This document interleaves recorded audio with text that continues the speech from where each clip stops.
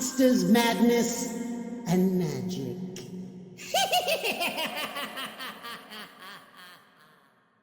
All right, folks. Welcome to the Monsters, Madness, and Magic podcast. I'm your host, Justin, here with a quick word before we dive in. Now, in this episode, I chat with musician Tucker Thomasson about the ancient Sumerians, the Necronomicon, retro video stores, Throne of Iron, music production, cryptids, and more. As always, thank you all for listening out there, and without further ado, here you go. Tucker, take us back in time. You're a youngster. Are you a book reader, fort builder, troublemaker, or all the above? I grew up really rural, so I didn't have a whole lot of friends to do the fort building with. It was definitely in my skill set, in my docket. I had tools and stuff, and my mom was stupid enough to trust me with power tools, so I did do some fort building and bridge building across the creek out in the woods. But for the most part, man, I was a reader. I was blessed to grow up in a very literate household. My mom got me reading at a really young age. I started reading when I was 4, and I think I was 8 the first time I read The Hobbit, and it was while I was deer hunting with my mom. That's a cool setting. Yeah, it's definitely just being in the woods. Sun is just cracked up, so you have just enough light to read a page, look up, listen for hooves, go back down. That's basically what I always did when I was deer hunting. Wow. So born and raised in Indiana? Yeah. In the southern, southwestern part of Indiana. So there's a misconception that all of Indiana is really flat. When you get down south to where I live, it's kind of, you get left in those deposits where the glaciers receded, so it left a bunch of bullshit. So it's kind of almost like Appalachian foothills down here. You mentioned that you started with The Hobbit when you were 8. If outside of Tolkien, if you think of favorite writers, genres that you lean towards, what comes to mind? Howard's a big one. Man, I read more nonfiction than anything else these days. But as far as sword and sorcery stuff, man, it's Howard is the GOAT. I mean, he's kind of unassailable at this point. Lovecraft was really big for me, and then spreading out into Derlith and all the other people that were contributing to what was essentially a proto SCP project. Yeah, because everybody was just kind of throwing in their fucking 2 cents. It's okay, but here's Cthulhu's nephew, and he's even scarier than Cthulhu. Yeah, I never thought about it but that's that's a good way to look at it. So do you remember the first Howard story you read? Was it Conan or Solomon Kane? What was it? It was Conan. I can't remember which story it was though. But my exposure with Conan did not start with reading it. It totally started with the Schwarzenegger flick. Mm-hmm. That was one of the first movies I remember watching with my dad was Schwarzenegger Conan. Okay. And then it was we would do Schwarzenegger double features all the time, so it would be Conan and then Predator, and then the next weekend I was hanging out with him, it would be Kindergarten Cop and Terminator 2.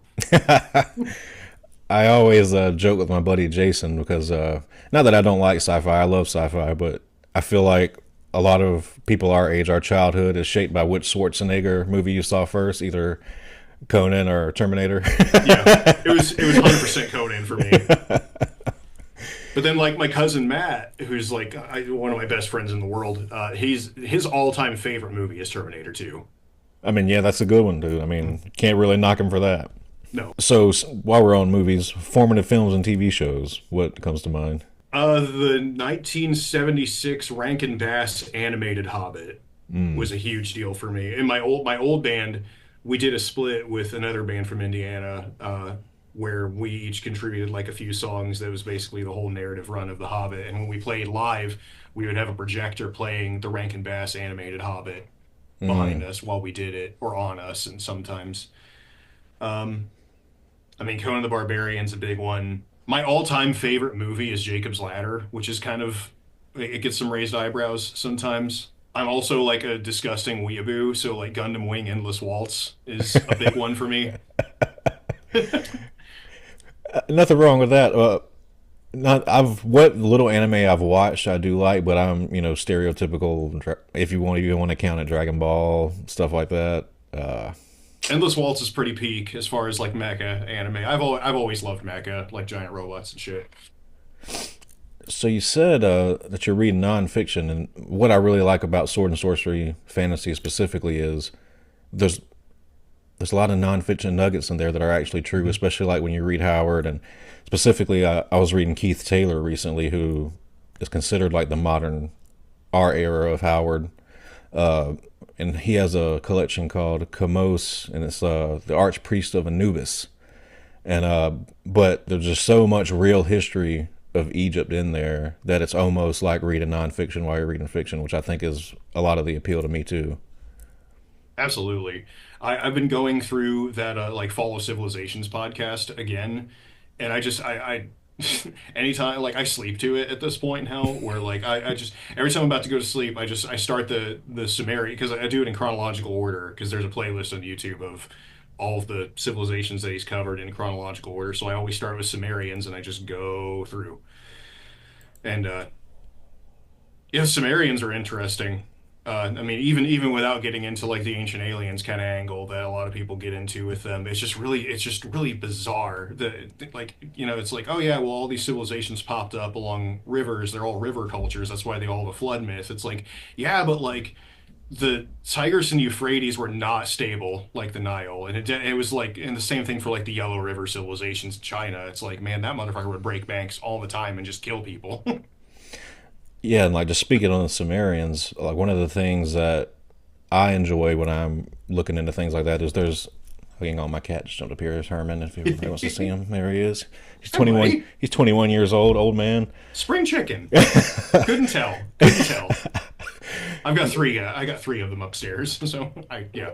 Yeah, I'm isolated in here because we have 3 dogs and 7 cats, so they're all about. Ooh. Yeah, we're crazy.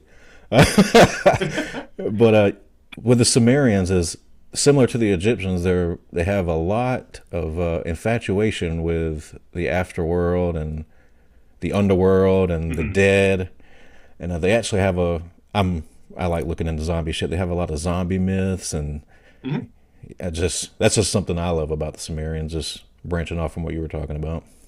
I was a medium to huge fan of the Simon Necronomicon when I was in high school, and I started rereading it again, and then like also the supplementary material, like the Gates of the Necronomicon spellbook, and Dead Names, which is like the history of them writing it, but it's like it's disputed obviously. But I was reviewing all of that because like I was working on a video script on my personal YouTube channel to try to tie in a lot of the stuff from the Simon Necronomicon and the mythos around that in with From Software's Bloodborne game. Yeah. Because everybody's like, oh yeah, it's Lovecraftian horror. It's like, no, it's worse than that. No, it's straight up. There's a lot of stuff in there that's straight up Simon Necronomicon. But something that came up in Gates of the Necronomicon was the idea that when the Sumerians were talking about the underworld, they were specifically talking about a constellation that used to be visible from the northern hemisphere, that because of planetary drift was no longer visible. So it was literally under the world. Like it was a star system that used to be visible that isn't anymore. And that's not even feeding into the ancient aliens angle that a lot of people touch with them, like I said earlier. And if you go down that route, you can go pretty damn deep. Yeah, that wormhole goes pretty far. The Simon Necronomicon, dude, I remember getting that when I was a teenager, and it blew my fucking mind. I was like, I knew it. It's a bizarre read. Yeah. And like I've gone through phases with it where it's just, like when I first started it, I was just like, this is spooky, this is awesome. And then like I got a little older and I was like, eh. And then now here I am, I'm in my mid-30s now. And like I rewrite it again, like I said, getting like note material for this Bloodborne video that I may or may not do. And I was just like, I don't know. There's some really interesting correlations here that they're making between Sumerian and Babylonian and Akkadian mythology, and a specific kind of like bizarre occult ritual magic worldview that it's like Lovecraft kind of like, to get Jungian about it, might have had some collective unconscious thing going on where he knew more than he was letting on, or even more than he maybe consciously knew. It's yeah. There's a whole sect of occultism based around that with Kenneth Grant and all that stuff. That's what they believe, that Lovecraft, even though he may not have believed it himself, he was channeling something. He was channeling something, yeah. Yeah. And there's a book I've been reading called Fourth Wall Phantoms by Joshua Cutchins, who's a paranormal researcher, and that book specifically is basically a historical account of authors and painters, all kinds of artists encountering their work in the real world after they've done it. Mm-hmm. And specifically, there's a few paragraphs about the Simon Necronomicon that the publisher was experiencing all sorts of weird shit while they were like housing the book and trying to get it out there, that there were like weird sounds coming from where they were keeping the book and all kind of stuff. It's a pretty interesting read. Yeah. I mean, and I got into all of that because of Morbid Angel. Like, it's the Iron Bird over here. It's just because of Morbid Angel, man. It all comes back to Trey. So out there in rural Indiana, did you guys have any drive-in movie theaters or anything? Because I live in rural South Carolina, and one of the biggest things we had growing up was going to the movies. And we actually still had a drive-in back when I was growing up. When I was a little kid, there was one like maybe 15 minutes that way. But they're outside of Bloomington, which is like the nearest like college town to me. That's where IU is. There's a still running drive-in theater. I think it's been going since the 60s. Yeah, dude. Or were you a big movie theater goer? Yeah. Oh yeah, I still am. But I love the drive-in. Drive-in just hits different. I think the last time that I went to that drive-in, they were showing Rocky.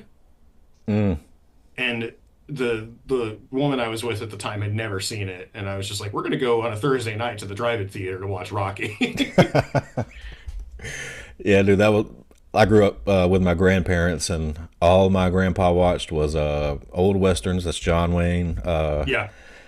Horror movies, oddly enough, and that's awesome. And like you said, Rocky. Like I can quote Rocky 1 through 4 all day long. Stallone still has those turtles.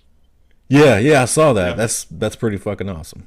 Just speaking with movies for a second, another thing I like to touch on, just while we're diving into nostalgia, is mom and pop video stores. You know, it's like they were like the old record stores where you just go in there and you see all these cool VHS artworks, and it's kind of, when I think back to my childhood, that's one of the things I lament the most, is just you don't have that anymore with the streaming. And I know I'm like old man shaking my fist at the cloud, but I feel it though. You had to go there. It was a trip. You had to hope that they had the copy of what you wanted. It was like an event. Man, and we had at one time, we had 3 video rental stores in my little piddly ass town. My little town I live in has 2,600 people in it. Wow. So I remember at one point when I was a kid, there were 3 video rental places in town. For the longest time, it was just one. But man, it was such the fucking archetypal video rental place. Like, it would have the fucking wood paneling like this on there, and because it's kind of a Bible thumper area that I live in, when you had the weird little side room, there wasn't porn in there. That was where they kept the horror movies to keep like and you could get Super Nintendo games. You could rent Super Nintendo games there, and then like it would, as the consoles progress, you could get whatever there. And then like your receipt would get printed out on a dot matrix printer with like carbon paper. Damn. So dude, it was. I had the best video rental store growing up, and now it's just a strip mall now. What was it called? It was called TJ's. Okay, cool. It wasn't even a chain. It was just a local thing.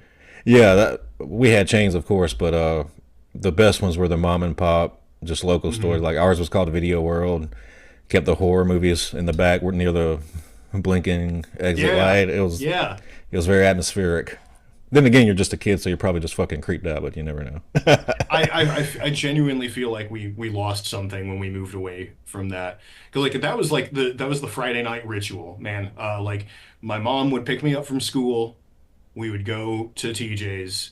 I would pick out 2 movies and 2 games to rent for the next week, and we would get a stuffed crust pizza from the Pizza Hut in the same strip mall as the video rental store, and then we'd go back out to the farm, and I would just hang out and vibe and watch movies and play games the whole weekend.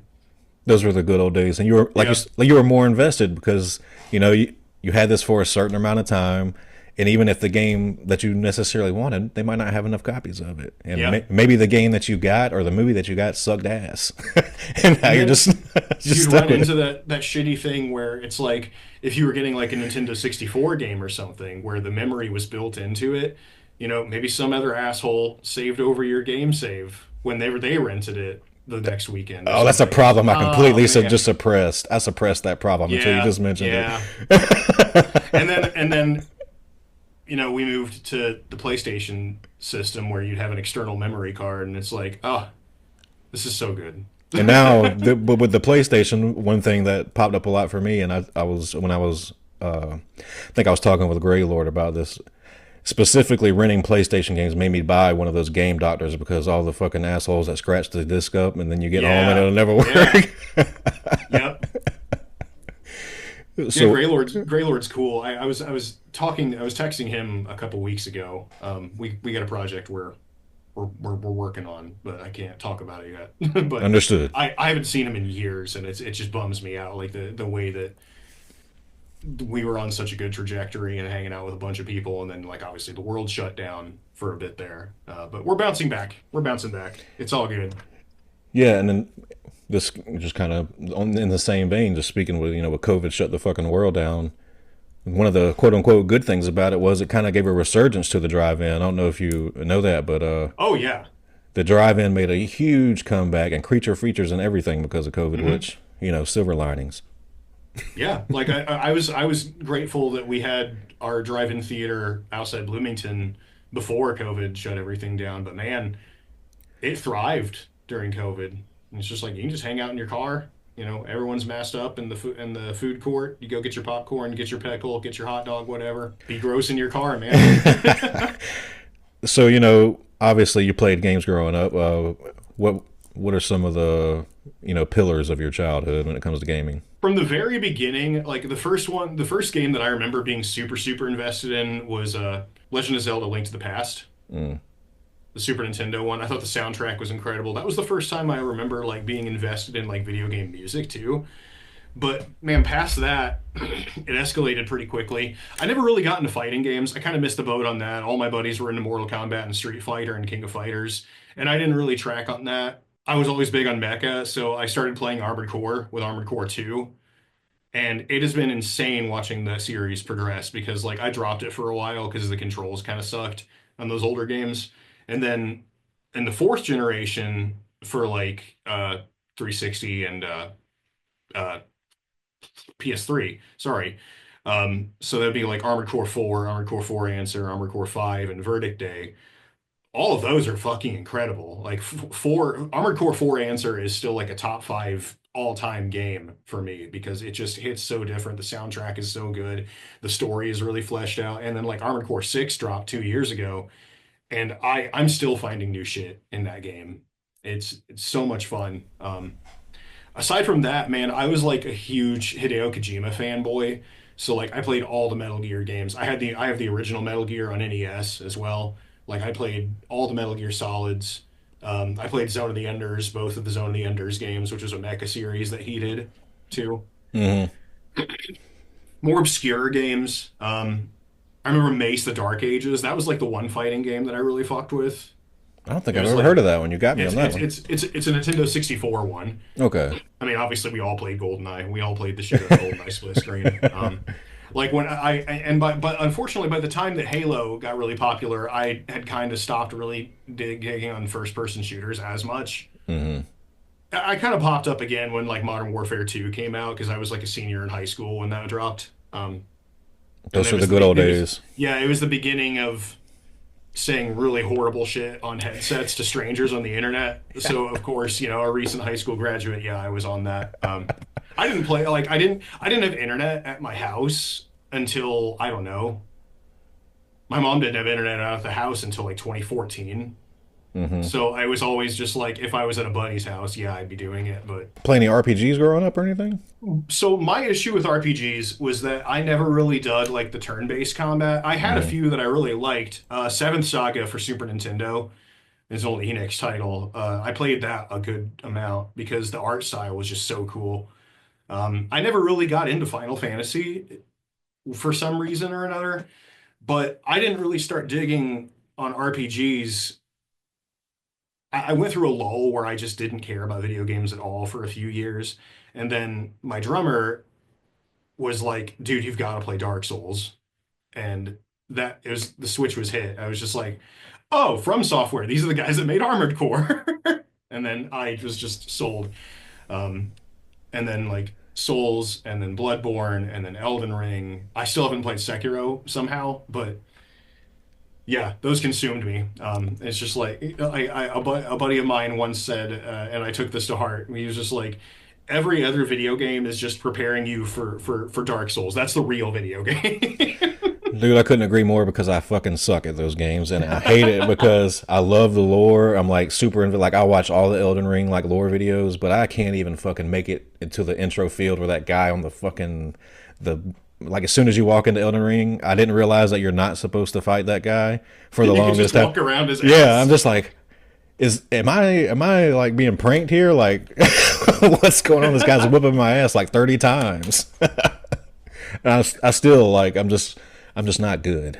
And that's a lot of people who were like Armored Core veterans like me were like, man, they've got all these Souls games under their belt now. I wonder if they're going to change like some of the mechanics of Armored Core if and like are they going to turn it just into like Mecha Souls? And they didn't turn it into Mecha Souls, but they did turn up the difficulty spike something fierce because there's some motherfucker bosses in Armored Core 6. Like that game gets really rough in parts. Like I think that when in the first like 2 weeks that game was out, they had literal thousands of copies being returned and refunded. And then they would look at the achievements and it's like they didn't even beat the tutorial boss. I could see that, dude. Just from my little experience in the Souls game, I'm just like, man, maybe I'm just not good at games. And then, but and then sometimes, you know what? Sometimes you just want a cinematic experience. You want something that can kind of sit back. Like I know that like Grand Theft Auto 6 just announced that it's getting delayed again, but I'm not the biggest GTA fan. Well, I'm just waiting. I want Grand Theft Auto 6 to come out so Rockstar can work on getting me Red Dead Redemption 3. Exactly. If Yeah, I'm with you. if they have the sense to do it. I don't know how they would do it. I don't know what time setting it would be in. I loved 2. I loved 1. I just, every now and then I just want to be a cowboy, man. Let's do Young Dutch. That's what I want. Yeah, young Dutch, young Arthur, just something, man. I need it. I need it. I need it just to straighten my veins. The very first Red Dead was huge for me. I could just remember because when I first got the first Red Dead was when I first got an HD TV, and I was just like, wow. Ooh, buddy. Yeah, wow. It was a complete level up. And I just remember being mesmerized by how the voice acting was perfectly synced with the lips. Yeah, It was insane.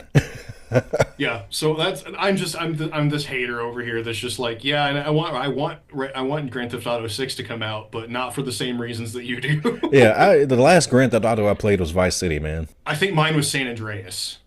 I may have played a little bit after that, but it's just I want swords and shit and guns, you know. Yeah. Not the guns in Grand Theft Auto, like cowboy revolvers. Is what I Yeah, want. yeah, yeah. Every time I start a new playthrough of Red Dead 2, I make a beeline for there's a semi-automatic shotgun in a shack up north, and that's like in real life that's a Browning Auto 5, and that's like my favorite shotgun ever. Period. Like I literally have like the patent design that John Browning did when he made the recoil system that makes it cycle. I have that like framed by my squat rack in the Hell next yeah, room. dude. Hell yeah. What's your opinion on Elder Scrolls? The lore is completely insane. I feel like the drop off in actual like role playing since Morrowind has been pretty pronounced. By all accounts, especially for my drummer who's been playing it nonstop, the Oblivion, it's not a remaster, it's basically a remake. The Oblivion remake is apparently really, really good. I played a bunch of Skyrim, but and then I went back and I played Morrowind, and I'm like, oh my God. Oh my God, they were on another planet when they made this game. Way They're ahead out of its their time. minds. Way ahead of its And time. I've been like trying to hype myself up to potentially try Daggerfall Unity, like the Unity version of Daggerfall. But it's just like, man, I don't know. That thing looks so fucking obtuse, even with like the quality of life stuff that they put when they did the Unity version.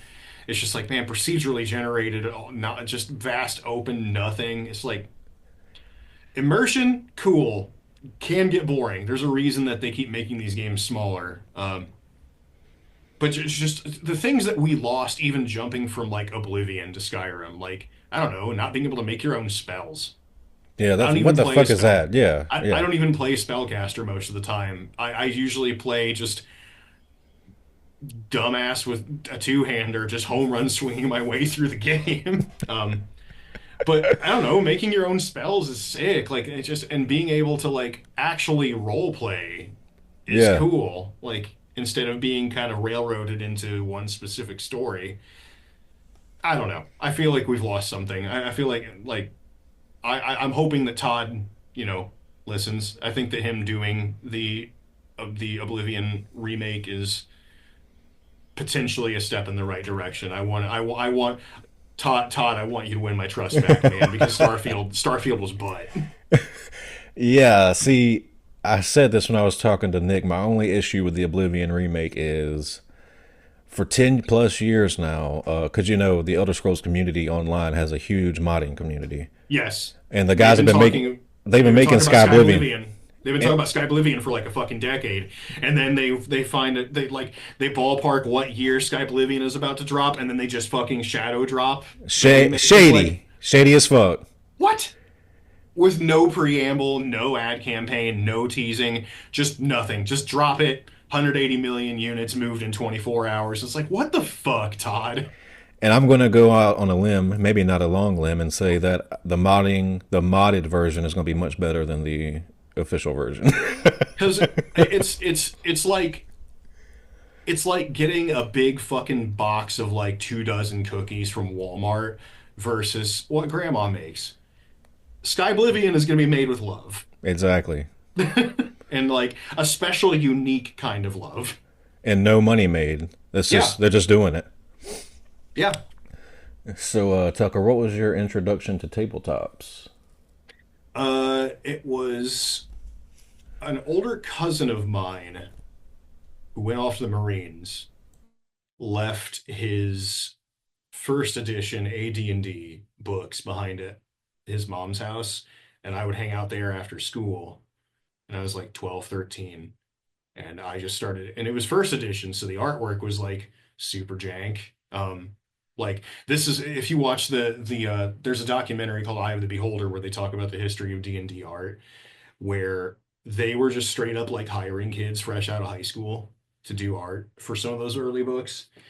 And it shows. And yeah, it was first edition, but I didn't start actually playing until 3.5 Okay. because I grew up in a small ass town. There wasn't anybody to like play tabletops with. And then like at the same time that I was checking out these old school like first edition player's handbooks and the Dungeon Master's Guide, it was like a portal through time. And at the same time I was reading those, and VH1 Classics like Metal Block Mm-hmm. was on. So I feel like that's the whole reason I'm in the fucking band that I'm in now, is because I was frying my barely pubescent brain with Dungeons and Dragons and 80s heavy metal at the same time. It kind of got me in a headspace. Do you prefer to DM or play?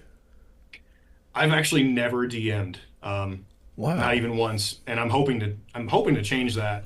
Ideally this year. I have all the materials and everything. I mean, I don't think that I'd run fifth edition. I'd probably do something like Old School Essentials, which is like basic expert D&D. We've done Dungeon Crawl Classics, like a funnel. And DCC is a bunch of fun. It's super quick to get started, but I generally like the vibe and the layout of Old School Essentials a little better. I also have a few other like weirder RPGs. I have the Dungeon Zone. I think that's what it's called. But you're basically like you're instead of playing a guy with a sword, you're playing a guy playing D&D. Ah, It's that's getting cool. That's it's cool. getting meta and weird with it. The other one that I have that I really want to do is Worldwide Wrestling, where, as the name implies, you're a wrestler in a wrestling federation. I've never heard of that one. That's fucking awesome. It was a blind buy. I saw it at a game store, and I can't even remember which one. It might have been Weird Realms in Cleveland when that was still open, and I picked it up. That was actually the first place that I played DCC was because the owner of Weird Realms set us up with a show in Cleveland, and he was like, "If you guys want to come by the shop early, like I can have somebody else run the counter, and I can run you guys through Dungeon Crawl Classics." And by the end of it, like it was a 4 hour like funnel session. It was like, this is fucking awesome. This is a meat grinder. All of my character, I rolled 4 characters at the start of this, and they are all dead. Dude, just in my part of South Carolina, I'm about 30 minutes from Augusta, Georgia, so I can't tell you how many WCW house shows I saw back in the day at the Augusta Civic Center. Oh, that's incredible. Because they're based in Atlanta, you know, Yeah. back in the day. I saw one of my claims to fame back then was I saw Goldberg before his streak began at a house show where he was just like some random bald dude coming out there and no one knew what he was, and they were just warming him up for the big show. That's fucking incredible. That's it's just wrestling in the 90s, in the late 90s and the very early 2000s was just a different fucking world, man. And I loved like being able to share that with people. Yeah, I mean, wrestling fans today still talk about it. It's it's the Stone Cold era, man. It doesn't get better than that. Yeah, and I know it's like the cool thing now to be like, oh, the Attitude Era was overrated. And it's like, dude, everybody talks about the Attitude Era because it was awesome. Yeah, If you think it was overrated, you weren't there. exactly. And were there some ridiculous things? I mean, it's wrestling, so the Katie Vick hand giving birth to Yeah. a hand thing. I mean, yeah, that's a little crazy, but Sure. still. If you weren't in elementary school and you didn't have a friend who got sent to the principal's office for doing for doing the DX suck it thing, or like I don't know, some kid getting slammed off a slide and then the other kid saying "'cause Stone Cold said so," it's like, dude, if you weren't there living it, I don't respect your opinion on it at all. Our version of what's up was just giving the suck it, thing to each other. It's like, what's up, dude? Just real quick, like on the DL, so like the teachers outside their classrooms wouldn't see. Just So, dude, a question I like to ask everyone is, what scared you as a kid? You can go fictional, movie-wise, or real-world-wise, whichever, or both, whichever way you want to take it. it doesn't scare me anymore. But Chucky Yeah.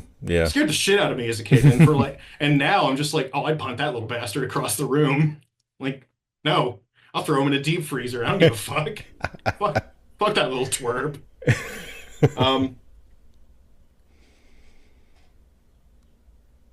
Aside from that, like I don't know, spiders creeped me out, but like I'm way more chill with them now. If I find a spider in my house, I almost never kill the thing. Yeah, me neither. Just not, it's not my bag. I don't know. I don't know if it was taking psychotropics as a late teenager or something that forced me to have empathy all of a sudden, but now I'm just over here like, this thing doesn't deserve to die. He's just doing his thing. Yeah. I don't know. What scares me now, there's a lot of things that scare me now, but Scary world. it is. It's a Yeah, scary it is, world man. when you get older. Locked in syndrome. Like, what do you mean? You It's ever spam. heard of that? No. Let me pull up a page here really quick because Cool, I cool. think that they would describe it better than I would. Because it's some sketchy shit. Locked-in syndrome is a neurological disorder where individuals are conscious and aware but experience near total paralysis, meaning they can't move or speak but retain the ability to control eye movements and blinking. Oh, like That sleep scares the shit. paralysis. Yeah. Yeah. But Yeah. all the time, and you never wake up. Holy fuck. And prions scare me. I don't know. I have dumb fears. Hey, they're not dumb to you. Man, have you ever seen a deer with chronic wasting disease? I've seen videos. I have not Oh, seen one in man. person. Yeah. I've seen them in person. It is fucking scary. Yeah, prions scare the shit out of me. It's like some of the Last of Us shit. Yeah. You've mentioned some of the bands and some of the music you were listening to, but to expand upon it, what cassettes and records were playing around the house when you were growing up? When I was growing up, I did not grow up in a metal household. My other guitar player did. I mean, his dad was listening to Accept and Wasp like in his little Toyota truck. I mean, I did not grow up in a metal house. I grew up in a very like adult contemporary house, and there was like contemporary like country music going around. When I go hang out with my uncle, he would listen to a lot of like 60s and 70s country. He would always have Marty Robbins or like David Allan Coe. I latched on to Marty Robbins at a pretty early age. I still love Marty Robbins. I didn't start getting into metal until I was like 12, I think. I remember the first metal song I heard was Breaking the Law. But I didn't start listening to metal until I was like 12. And that was because of Black Sabbath. Mm. I became the biggest Black Sabbath fanboy. Like Tony Iommi's the reason I started playing guitar. I absolutely will not shy away from that. And then I just started devouring everything. You know, I got the Rhino Records CD reissue box set of the first 8 records, and I exhausted those. And then one day while I was at a yard sale, I saw this weird looking tape that said Black Sabbath on it, and it had like a robot skeleton shocking a dude to death on it. And I put it in, and I was like, "That's Dio," because like I knew who Dio was, but I didn't know that Dio had been in Black Sabbath. And I was like, "What the fuck?" And it was Dehumanizer. And then Black Sabbath Dehumanizer, that was actually the first metal shirt that I owned too, was the Black Sabbath Dehumanizer shirt. I still have it. It's full of holes, but yeah. Yeah, I remember the Dio realization too. I was just like, wait, these two realms were married. Yeah. And then like you go back and it's like, oh, this is incredible. Yeah, yeah, some of the best I stuff. I love the Dio record. I love Martin Sabbath too. I'm really big on Tony Martin Sabbath. I will proselytize for Tony Martin Sabbath He's all day. underappreciated for sure. Man, just sitting someone down and making them listen to When Death Calls from Headless Cross and being like, yeah, you know who that is playing that guitar solo? It's Brian fucking May from Queen.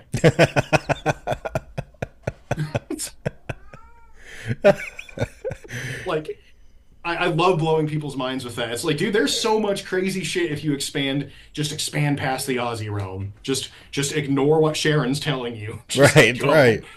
go west, young lad. So, in the same vein, what would you say are the most impactful live shows you've attended as a fan? The first like stoner doom oriented kind of show that I ever went to, I was 16, and there used to be an all ages venue in Bloomington, Indiana called Rhinos. Pelican was touring, and the support bands were Unearthly Trance and Black Cobra. Black Cobra melted my fucking brain. Like I already was like interested in stoner doom at that point, but man, Black Cobra was something else. They're weird and like kind of proggy, and it's just two dudes just in murder mode up there. The first like metal show that I ever went to was actually in my high school cafeteria, and it was like a local band, and they were covering like it was like 2004. So of course they were covering like Shadows Fall and Killswitch Engage and Lamb of God and shit. So that was I consider that a formative experience for me. Yeah, I mean, we all went to our local watering holes and saw local metal bands early on. That's Mhm. really all you have access to, unless you live. I would think unless you live in like near like a major city. Man, a more recent one that like has definitely changed everything for me. I'll give you two. In 29 in 20 yeah, 2019, I went to Legions of Metal and I saw Liege Lord. And Liege Lord are fucking incredible still. And 2 years ago we played with Satan, and yeah, Satan put on a clinic. That is like what every metal band and like every like heavy metal band should aspire into in my book is like, man, Satan are incredible. Those are some great ones. So, you kind of said that Black Sabbath was the reason you picked up the guitar. Was that your first instrument? Yes, yeah, I started with guitar. I'm glad I did, because it's kind of made me appreciate other things a lot. Like I went through a phase where I was playing bass in a few bands, and I played bass for a bit, and then I was still playing guitar this whole time. But like there was a lot of things that I learned from playing bass that made me a better guitar player. Like I was really shitty about not using my pinky for a long time, And some of the fret stretches on bass, like you got to use your pinky or you're going to get left in the dust. Yeah, that'll really strengthen it. I've been in a bunch of different bands. Most they're all like heavy genres, but I've had a lot of different experiences under my belt. Just different, like anything to like make me look at the instrument different. Yeah. So, what about your first time on stage as a performer? Any shenanigans go down? Would it go smoothly? It went really smooth, actually. My first time on stage was actually in my first band that I actually stayed in and kept going for 13 years. It was a Stoner Doom band, and it was the high school talent show. We played two originals, and then like as the crowd was filtering out, we didn't want to break down yet, so we covered Dragonaut. Hell This yeah. was in like 2008. Did you did you ever have to deal with stage fright or anything? Was that never an issue? I overcame it. Like I don't remember having it. Like every now and then I'll get a little nervous about a gig, but then like I just kind of get analytical brain about it. I'm like, why am I sketched out by this? I've done this hundreds of times at this point. Like I don't know what this is. I'm trying to remember if I even had it for that one because I don't really remember having it. I mean, that's I great. mean, I was kind of weirded out that like my great grandma was in the audience, but like that's about it. So, is the band that you're referencing, was it Thorax? Yeah, yeah. That's a great name. If did you ever watch G4 back in the day? Yeah, yeah, yeah, yeah, yeah. Yeah. Man, I hadn't heard that name in a long time. So on X Play on G4, they when Splinter Cell came out, they had like Splinter Cell Co-op Theater where it was two secret Splinter Cell agents like just doing like skit comedy type shit basically. There's an episode where one of the characters in that Splinter Cell show gets like obsessed with some like high fantasy parody character. Um, and he starts calling himself Thorax the Impaler. And I was like, oh, that's a dumb name for a band. I'm gonna use that. Yeah, And, dude. and then like a dozen years later, I'm like, fuck, we're still doing this. So, do you know? You said before that the death of Mark Shelton was sort of the inspiration for Throne of Iron. So, Yeah. just take us through that. You know, that happening and sort of what's going through your mind at the time. I had been like a medium-sized Manila Road fan up to that point. I took a lot of inspiration from Mark just because like he's another, weird D&D playing metal guy from a flyover state. And that resonated with me pretty hard. And then when he'd passed, I'd already been kind of wanting to do this kind of music and split off from doing Stoner Doom for at least a little bit, just because this was at the hype of the peak of like everyone and their fucking aunt has a Stoner Doom band now. That was a thing for a little bit there. And I just wanted to do something different. I wanted to do something that would make me smile. I wanted to do something that would make me feel like I was 12 years old sitting on the floor at my mom's with my first edition D&D books and VH1 Classics metal block. And him passing kind of like lit a fire under my ass and made me be like, you know what? I know you've only done harsh vocals in your bands, but man, Mark put out those early records with him singing, and he doesn't sound like Hansi Kirsch. He doesn't sound like Rob Halford. He doesn't sound like Bruce Dickinson. You can sing this. You can do this. So that, and I got really fucking drunk a few days later and was helping Corwin, my other guitar player, move. And I was going through a Heineken mini keg phase at that time. And so like I killed that mini keg and I was just like, dude, I'm gonna go home and I'm gonna write some fucking music. And I did it. And then like that was the demo. I Shit. wrote I wrote the three songs in the demo that night. I woke up the next morning, wrote lyrics really quick, did the vocals hung over as shit, and then uploaded it before I went to work the next day. And then 10 days later we had an email from No Remorse being like, hey, we like this. Dude, what the fuck? That's Yeah. crazy. Uh, by the way, just to tell you, I love your vocals, so good on you. Like you They've have, changed a lot over the years. I mean, like shit, like Adventure 2 doesn't sound like Adventure 1, and neither of them sound like the first demo. hmm I've just kind of always been fighting to figure out like what I actually sound like. And I think I'm finally starting to get it. And the other part of that is that, like, okay, so in Thorax, in my old band, I was doing harsh vocals, and the way that I would do them, I'm a very loud, like, harsh vocalist. So I frequently wouldn't need my vocals in the monitors to hear myself. Because, like, the way that I would do it is I would, I don't even know how to explain it, but it almost felt like I was blasting my own voice through my sinuses. So this front part of my skull acted like a monitor almost. But Damn. I think that's kind of caused some issues because now I literally always feel like I'm congested. Mm. So doing the kind of singing that I do in Throne of Iron now is difficult, partly because of that, and partly because I always forget to ask for, like, hey, I need a lot of my vocals in the monitors so I don't blow my voice out. Yeah. So Yeah. I've started working with Rax from Grave Shadow. She does vocal coaching. I've done some lessons with her, and I have kind of like I have this fanny pack that I carry around with me that has, like, nose strips and, like, nasal spray and, like, it's like my cough drops and shit that I can just kind of make sure that things are where they need to be. The big part from there is that now I need to remember to actually do my warm-ups, and I need to remember that, like, hey, that one beer maximum before you go on stage is pretty strict because that just drives me out and I go to hell every time. I've lost my voice doing, like, singing for Throne of Iron shows like 3 times now.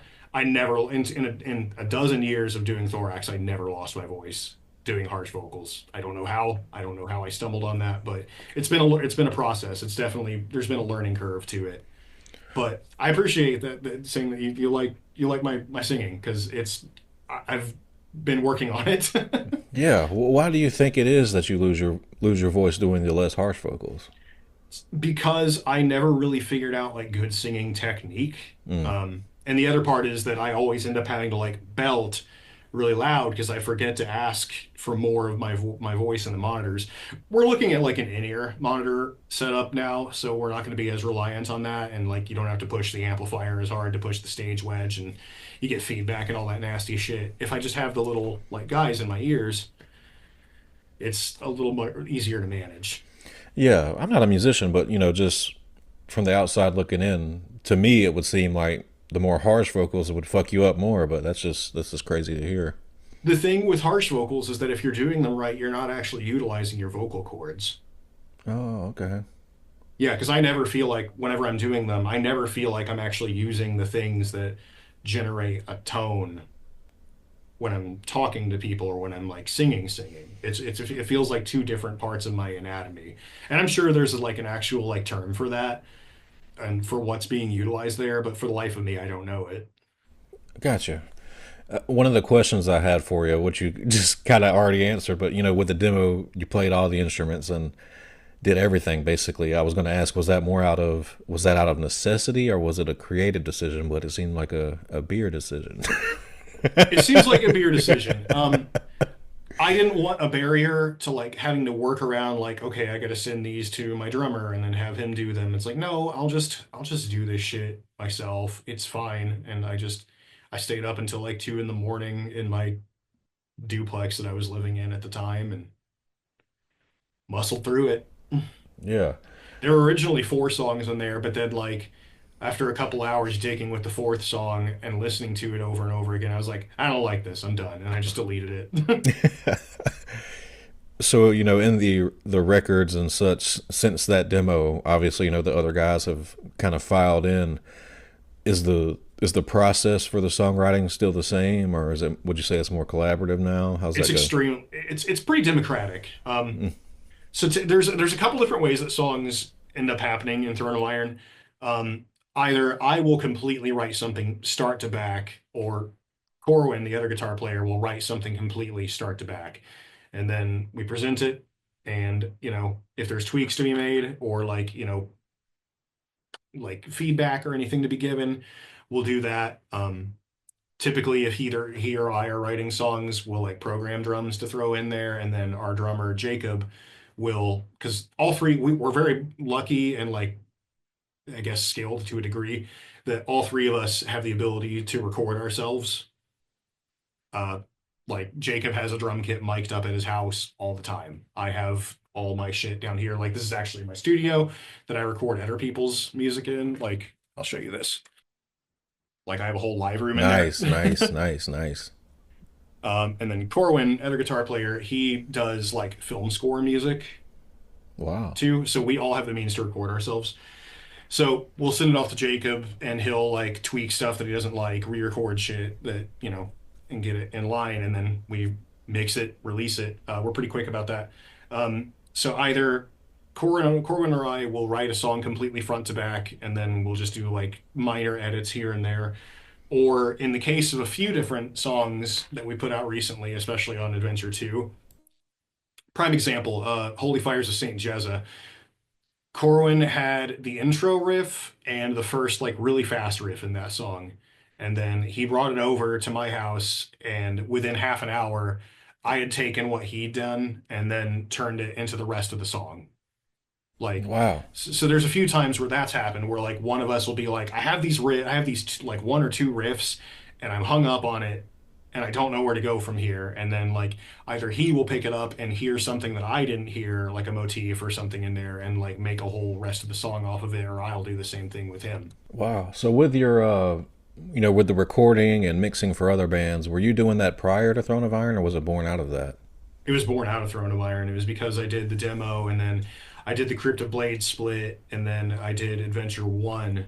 And I think I'm trying to remember. I was thinking about this a few days ago. I think that the first other band that I recorded something for was Olorin, uh, Colin from Smolder's other doom metal band based out of Chicago, because I did their full length through Shadow and Flame. I think that was the first like other band's project that I worked on because Colin liked what I did with Adventure 1. Um, and that's just it just keeps snowballing from there. Like I'm booked up with mixing projects, like remote mixing projects where people record stuff on their own and send it to me. I do that. I have bands coming down here to track in the studio.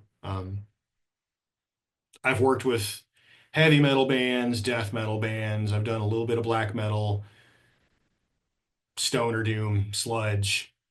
I've done some spaghetti western stuff Oh too. shit, yeah. Um, Red that Dead. was a lot of fun. And what I really enjoy with all of this is that every project has its own stipulations and its own challenges, and a lot of the times, like they require unique tools. So that can either be something that I work around with what I have, or it's an excuse to go buy something, which Yeah, yeah. I'm always in the mood for like new toys. Like this mic back here, the Warm 47 Junior. I have two of them now, but I bought that mic because of the spaghetti western session that I was mentioning, because we were going for like a late 50s, early 60s sound on that. And the sound of a lot of those was that musicians would all kind of be clustered around one microphone set to an omnidirectional pattern. So it was picking up from a 360.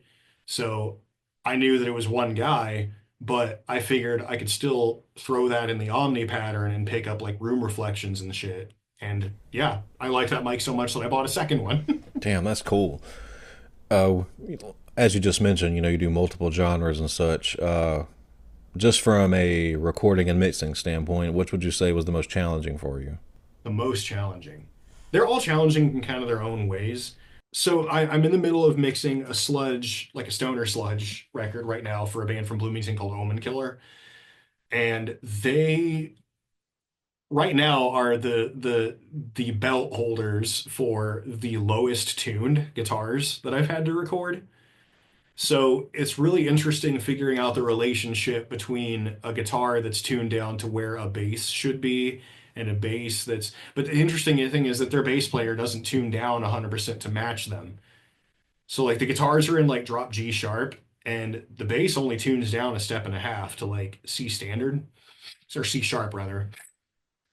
So there were some parts where it was I know that this part is supposed to be like absolutely suffocating heavy, but because the bass isn't tuned down like all the way to match the guitar, he's kind of like hunting around for like sometimes a higher register note. I had to get creative with ways to generate that sub bass content to make the thing super, super heavy. So playing around with like pitch shifting and like blending things in and like almost like subliminal effects in there. Like you're producing bass that you can feel, but you can't really hear too much. Things like that. Um, a lot of what I like to do aside from that, other challenges, a lot of what I like to do is I call it period piece audio, where I'm trying to sound like a specific time period. There is a black death metal band from Indianapolis that I just finished up a record for called Vile Iniquity, and they were going for kind of like a 90s black death metal sound. I ended up making their album sound like Storm of the Light's Bane by accident, which Oh, is wow. which is fine because I really love that record. Yeah. It's like a drier Storm of the Light's Bane, but I mean, I love how this album sounds. I really can't wait for it to drop. I'm a big fan of those guys, and I'm really a big fan of how this record ended up sounding. Yeah, that sounds great, man. So I always, you know, I like to speak with people I'm fans of, whether it be, actors, musicians, etc. All artists in their own right. And the way I always stumble through this question is, in a perfect world, we all want to get paid and do this for a living. But sometimes that's not the case, and I write short stories, and my concern is not being the next great writer, the next Stephen King, whatever. I do it because I love it, and more so, the older I get, the more I think about legacy and shit like that, and Mhm. I just want to, after I'm gone, my kids can read this book and just, it's a little slice of immortality. Maybe that's a little Yeah. arrogant, but it's like, this is what my dad was thinking at this time. Maybe I'm there for that hour and a half or whatever that they're reading. What's that for you for music and creating your own shit? It gets even weirder for me because I don't have children. That's a maybe one day thing, but again, I'm not sure. I'd like to leave something that the way that I always talk about Throne of Iron is I'd like to make something that makes people smile and makes them feel like they're listening to heavy metal for the first time again. That's really what I want. I want to leave people with art and music that makes them feel something. That's really what all it is for me. I mean, yeah, that's great. That's what it's about. So, the first full length Throne of Iron was in 22, and you guys just released 2020. Sorry, and I think Adventure 2 was just released just a In couple months March. ago. Yeah, in Yeah. March. So take us through that gap in between, like some of the obstacles, a 5 year gap there. Yeah. A lot of that was obviously COVID. Yeah, Um, yeah. like we were going to play Up the Hammers Festival in Greece in March 2020. The day that the travel ban came down was when we left, when we flew out of JFK. It came down like an hour after we took off. So that kneecapped us. We were supposed to do a brief, like week and a half US tour on the record as well, where we were going to go out west to Montana. We love playing in Montana. Montana is my favorite place in the country to play because bands don't go there. People turn out and it's pretty. We were supposed to do that. We had 5 festival appearances that year, and none of them obviously happened. It was a bummer. It was a huge bummer, and it set me back like emotionally. I kind of became a little bit of a shut-in for a bit there. I so to keep myself kind of sane, I kind of stopped focusing on music for a little bit there. I shifted my energy into like, buying a house because I'm a homeowner now, thankfully. And that's been awesome. It's been a huge boost. I got into some other hobbies. I got into off-roading. Like I have an off-roading truck too. And that's a lot of fun. I got into shooting guns more. Uh, but the big reason why the album took forever, the material didn't take very long to come together. I think we had all the songs for Adventure 2 written by like the end of 2021.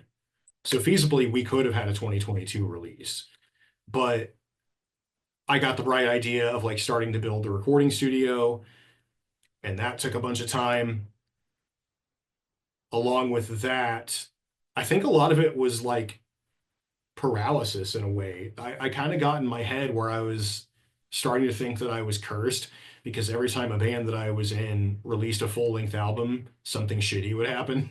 Like the first Thorax full length album comes out, drummer quits a month later. Second Thorax full length is delayed by a year because our artist who was doing a whole big like gatefold thing got divorced.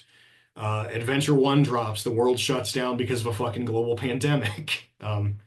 So I kind of got in my head a little bit about that, like to not to be like too superstitious about it.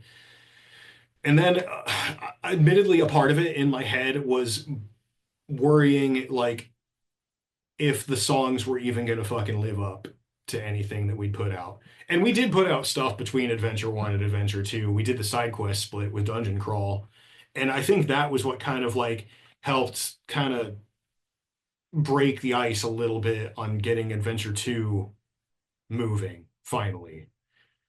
I'm also notoriously slow at writing lyrics. There were a lot of factors in there. And I wish I could pinpoint like one specific thing, but it really just seems like it was just a lot of things working in tandem to delay this thing. And I really can't thank No Remorse enough for being so patient with us with how long it had taken to get this thing out. Because they could have dropped us and they chose not to. They didn't say that, but like in the back of my head, it's just like, man, we took so long to get this fucking thing out. They could have dropped us and they didn't. I mean, hey, the album speaks for itself, though, man, and that can just be boiled down to shit happens. Yeah. And I don't know. I'm really grateful with everybody for being so patient with sticking with us. And like, I've got another interview sitting in my inbox that I need to fill out. And like, I peeked at it and it's like, man, there's 3 questions on here basically asking like, hey, why the fuck did Adventure 2 take so long? Shit happens. That's your answer. Yeah. And like mental health was a big part of it. I mean, like, I was a depressed sack of shit for a few years there, and I like wasn't doing like any music basically. I was recording other people's music. I wasn't doing hardly any of my own until, like I said, the Dungeon Crawl split, side quest happened. Then that kind of was just like, oh yeah, I can make music. Yeah, dude. And you mentioned that it takes you a while to write lyrics. So when you're writing the lyrics, do you have a theme in mind prior, or is it just more off the dome based off the music? It's a little bit of both. Sometimes, a lot of the times, what'll happen is like I'll just write the riffs, and I'll just slam my shit with riffs, and then come up with a working title based off of that, like what kind of mental image that conjures up. And then I'll write lyrics based off of that working title. And then, sometimes that working title just becomes the regular title. Other times it changes up. I don't know, just name a song and I'll try to remember like how the lyrics came about. What about Lit Spire? Lit Spire was one of the ones that I wrote when I was really drunk. Damn, dude, that's a great song. And all I could think about when I was writing it was like, so backstory on Lit Spire, that main riff, the I originally wrote that riff when I was 16. But I wrote it in B standard because I wanted to. When I was 16, I wanted to be in At the Gates. I wanted to be in like a melodic death metal band. So the original version of Lichfire was in B standard, and it was like double that speed. So it was like like it was fast as fuck. I don't even know if I could play it that fast anymore. So I'd been sitting on that riff forever, for like a decade or plus at that point.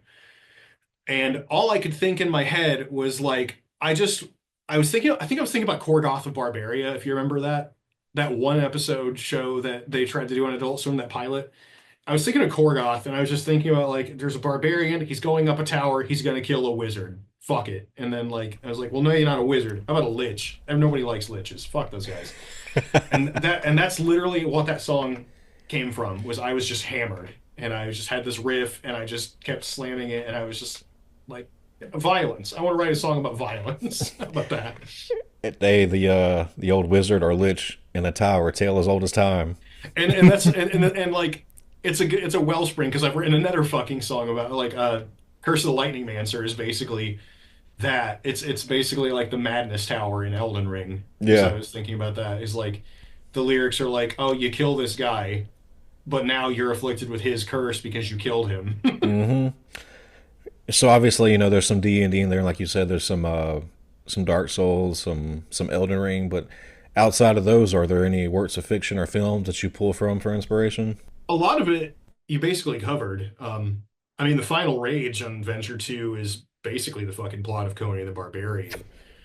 But there's a lot of things on Adventure 2 specifically where I didn't realize it until I was like most of the way done tracking the vocals for those.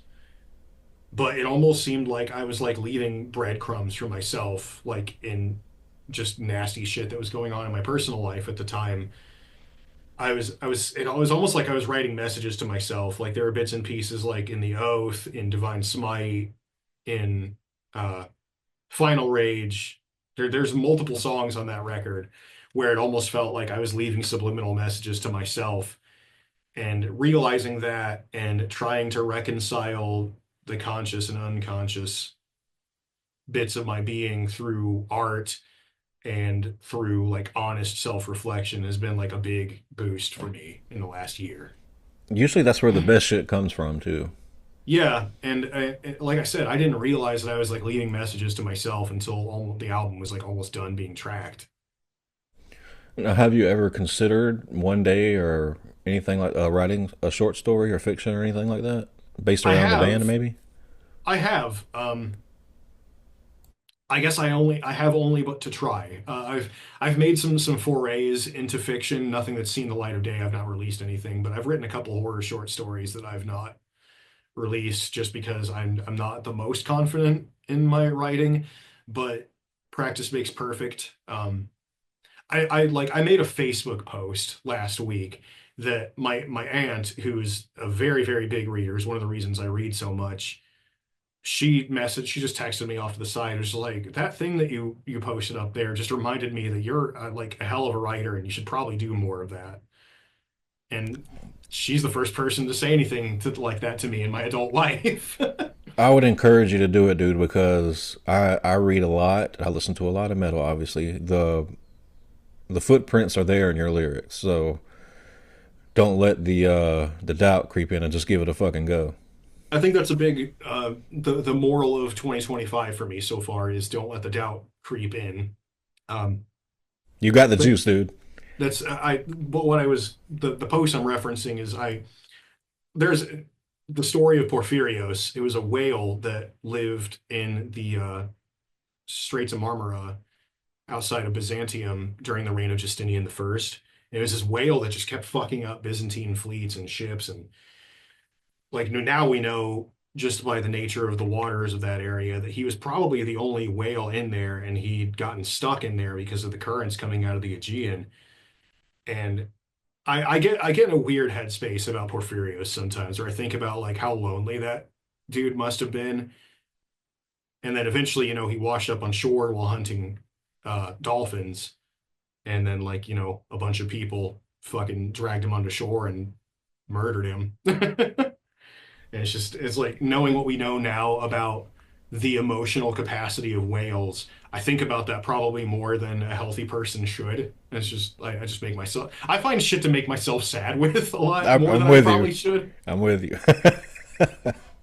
Yeah, I read that post and I was like, damn, now I got to go think about this for a few minutes. Yeah. I listen to a lot of like horror story podcasts. Well, because my for my day job, I'm a night janitor at an elementary school. So I've got tons of time on my hand to just listen to stuff. So I started listening to music a bunch again. Which because of COVID, like I was just too fucking bummed out to listen to music. But I started listening to like horror story podcasts a few years back, and there's a few that I really latched onto. The big one is Knife Point Horror. Because he doesn't run ads on there, and it's just one guy telling a story like a person in a room would. Yeah. It's very well written shit. Like he's thrown so many curveballs in his stories that I did not see coming. And I'm big on that. There's Asafal Horror Fiction. He's a guy from Utah that writes similar vein, like more cosmic leaning though. He writes some wild shit. And there's one from Canada called Wrong Station that I've been listening to lately, and they had a story about it was like kind of skirting the line between horror and sci-fi, but it was about a mech pilot and the like AI interface that he uses in there, like when he starts refusing to kill people, the AI starts like doing it for him, kind of Oh thing. shit. Yeah. And it gets into some questions about like morality and like how in control are you when you have these tools at your hands. Yeah. I go through my phases with certain types of horror I like to. Obviously, I'm always deep in the fantasy and stuff, but one of my recent kicks is there's this channel that does like very specific job titles that are at the it's like something like I'm a meteorologist and I survived the first 12 Yeah. hours of the zombie apocalypse. And Mhm. it's just like I like seeing the different perspectives of that because you don't think about those sorts of things in like an apocalypse type of situation, but those sort of there's Herman again. Hang on one second, buddy. You just want to make an appearance, don't you? Let's just put you Oh, right buddy. here. Just put you right here. Oh, he's just a sweet old Yeah, man. he just wants to be in your lap. That's really it. But yeah, you just don't think about those certain skill sets and how they come into play when the world falls to shit. But this guy basically uses the weather patterns to predict how the infected are moving because he notices, when a cold front comes in, their reaction time is slowed by like 3 seconds, and they don't, and they're in the shade, and it's just like I like shit like that. It makes you think, and it makes you want to get some skills. Yeah. It's I'm trying to get a little more income coming in because I do enjoy shooting a lot. I've been involved in marksmanship training. Since I was a kid, but I mean, like on a formal level, I've been doing like actual civilian marksmanship training since I was like 13, like junior high. I was captain of the rifle team because I did NJROTC in high school. I was state handgun champion for 4-H Youth Gun Club for 2 years when I was 15 and 16. Shit, man. Um, so I'm a pretty okay shot. And I really need to go out and do more of it. There's a very nice obstacle and flat range out by my house, like out north of town. Need to go out and do that more. It's fun. It's therapeutic. I don't go shooting when I'm angry because that's my happy place, and I don't want to contaminate it with my shitty feelings. It's my happy place. It's I go there to like lock in, relax, get some skill set built up. Yeah, yeah, I'm with you. And Watch Heat. Remember to, get behind cover or concealment when you're reloading, shit like that.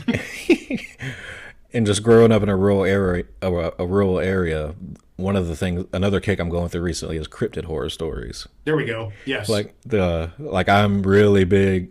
One of my biggest fears growing up, just going back to that, was werewolves, and the dog man thing really just fucks with me. I swear to Christ, all these like local, like rural American have a dog man legend. They do. They We do. all have them. Like Yeah. in Indiana, we have a shitload of them from various reasons. Like, oh, this guy's head got popped off because he fell on the railroad tracks, and now he has like a dog's head, and there's one of those in like every county. Yeah, dude. Like, and those freak me out. I don't know why. I've thought about why the werewolf freaked me out so much as a kid. And it's the same thing as zombies. They're very close to humanity. Sometimes this man, it looks like a guy. Maybe it's like the werewolf legend where it is a guy and he turns into a dog. It just seems it's too close to home almost. We can talk about Uncanny Valley in there. You know, Uncanny Valley and its potential origins in Neanderthal predation theory, which is something. I'm not sure how much I buy into it, but I prefer to think that the Uncanny Valley came about as a means to avoid corpses because they spread disease. It's rot. It's just rot sitting there. So you want to avoid things that don't quite look human because that could just be a corpse, man. Yeah. It sounds silly, but when I listen to those like regional specific cryptid horror stories, they will freak me out because I don't know what I believe in. I don't claim to know everything, and I just kind of leave everything open to interpretation. Yeah. But those dogman stories, man, they had me in here cleaning my guns the other night. There's a quote that I don't remember where it's from. I'm sure they might have plagiarized it from somebody else, but they were talking about polar bears And it was just, like a picture of a polar bear, absolutely caked in blood from like slaughtering a walrus or something. And the quote underneath it was, "Monsters don't stop being monsters just because you give them a name." I like that, and that's the truth. Yeah, just because we have a genus and a phylum for this thing doesn't mean that it's not still terrifying. Yeah, like a grizzly may not be a dog man, but it will fuck you up equally as much. So, Tucker, what would you say is the best music related advice you've been given, and who gave it to you? It's a big question. Shit. Bob Fouts. Bob Fouts was he was the drummer in the Gates of Slumber for a good bit of time there. And he's from Indianapolis. He recorded Thorax's first demo and first album. I spent a lot of time around Bob, uh, getting a lot of advice, and he imparted into me the wisdom that sometimes the vibe is the most important thing. Agreed. It might not even be the lyrics, it's not the riffs, it's not the song structure, it's the vibe. And the vibe is kind of an intangible thing that can come from a lot of different directions. But Fouts definitely instilled that in me. He passed away in 2020. I think very fondly of him still to this day. He's the reason I got into recording, because like the studio that he ran was just in his basement. So That's all you need. that lit a fire under me, and I was just like, man, I can do this too. Maybe Yeah. not now, but someday I can do this. So every time that I sit down and I'm recording a band, I frequently find myself thinking back to my time hanging out with Bob Fouts. I miss that guy every day. Well said, man. So, a question I like to ask everyone near the end is have you ever had any experience you would consider supernatural, paranormal, or encountered an event you can't explain? There's a copy pasta or a creepy pasta that goes around that's been making rounds for like a decade plus of, the kid comes home from school and he hears his mom calling from upstairs, and he's like, "What?" And then she's calling his name, and then she wants him to come upstairs. So he starts climbing the stairs, and then his mom comes through the front door. And then like, he comes down to help her bring groceries in or whatever, and then he looks up and he sees like some uncanny valley ass face peeking around the corner at the top of the stairs. And it was very, very, very unsettling and strange the first time I read that, because that happened to me when I was 10 with my stepmom at my dad's old house, a few towns over. That house was old as shit. That house was built in like the 1880s. It actually burned down last summer. But that's the one that sticks out to me the most. And it's so strange because like somebody wrote that and it's just like, that happened to me. Yeah, it's another one of those things. Maybe it's just something. Yeah, Maybe that's a shared experience. Yeah, Maybe that's like a yeah, common phenomenon. yeah, and that's why it comes up. So was it the same situation, like you're home alone and you hear it from upstairs kind of deal? Yeah. Damn. Yeah, it was like to a T. Did It you was tell very, did you very tell her odd. about it? Yeah, eventually I did. Mm, Like a couple of years later, I told her about it. shit. I was like, "Hey, Joy, there's some weird shit going on in this house." Well, Tucker, man, just to put a bow on this thing here, what's on the horizon for you in the Throne of Iron Boys? Any shows or anything you want to share coming up? We've got a really cool string of shows coming up in June. June is actually a super busy month for us. Um, we have Bit Brigade are coming through, and I don't know if you're familiar with Bit Brigade. Yeah. They do live video game music while somebody speed runs a specific game. So they're touring on F-Zero and Super Mario World right now. So they're coming through, and then like a week after that, we're playing with Blind Oath from Tulsa. They're coming through on their way to Stormbringer Fest out in Massachusetts, and we are doing the Doom Rooms Field Day in Lafayette, Indiana, which is they have their like beer Olympics where it's just like a big competition of drinking games and stuff, and they have like wrestling shows going on too. So we're playing that, and it's going to be an absolute fucking blast and a half. We got some other stuff in the works that not allowed to talk about yet. Want to wait for them to do a proper announcement, but things that, in the words of The Simpsons, everything's coming up Millhouse, man. Awesome. Great to hear some shit going on, dude. Once again, I want to thank you for giving me some of your time. I had a great time chatting with you, dude. I appreciate you having me on. This has been a blast. We covered a lot of ground. We covered a hell of a lot more topics than I thought we would. I was not going in expecting to have a conversation about the Necronomicon today, but yeah, shit happens. Yeah, it does. That's the theme of the podcast. Shit happens. You have a great rest of your day, dude. I'll probably have this up today. I'm at home chilling, so Cool. I'll send you a link. Sweet. Have a good day, man. Thanks, Justin.